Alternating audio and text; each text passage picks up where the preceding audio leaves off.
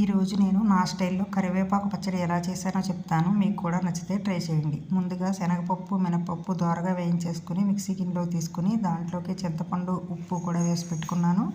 తర్వాత కరివేపాకు కడిగేసి ఆరబెట్టుకుని మనకి కారానికి సరిపడా ఎండుమిరపకాయలు, కరివేపాకు నువ్వుల నూనెలో దోరగా వేయించుకుని దాంట్లోనే కొంచెం ఇంగువ కూడా వేసుకుని వేయించాను.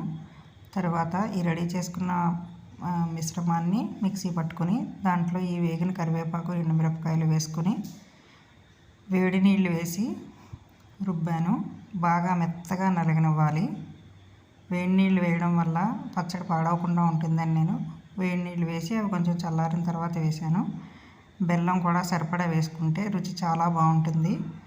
కొంతమంది బెల్లం వేయరు, కానీ బెల్లం వేస్తేనే ఈ పచ్చడి టేస్ట్ బాగుంటుంది. ఇలా మెత్తగా నలిగిన తర్వాత ఒక కప్పు నువ్వుల నూనె వేసుకొని అది వేగుతుండగా వెల్లుల్లిపాయలు, ఆవాలు మాత్రమే వేసాను నేను, ఇంక వేరే ఏం వేయలేదు. బాగా ఆయిల్ కాగిన తర్వాత మెత్తగా రుబ్బుకున్న పచ్చడిని దీంట్లో వేసేసుకోవాలి.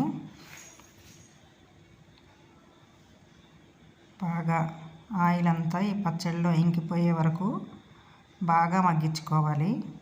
మొత్తం ఆయిల్ అంతా పీల్చేసుకుంటుంది. మన పళనిస్వామి గారు చెప్పినట్టుగా ఈ కరివేపాకు పచ్చడి చాలా చక్కటి అన్న ఆదరవు. మనకు అన్నం తినాలని అనిపించినప్పుడు కూడా ఈ పచ్చడి ఉంటే చాలా కమ్మగా అన్నం తినేయచ్చు. చాలా టేస్టీగా ఉంటుంది.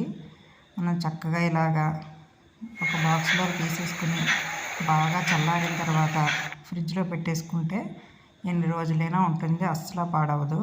చూడండి, అన్నంలో కలుపుకొని తింటే చాలా టేస్టీగా ఉంటుంది. మా అమ్మ చిన్నప్పుడు అస్తమాటు చేస్తూ ఉండేది, నాకు చాలా ఇష్టం.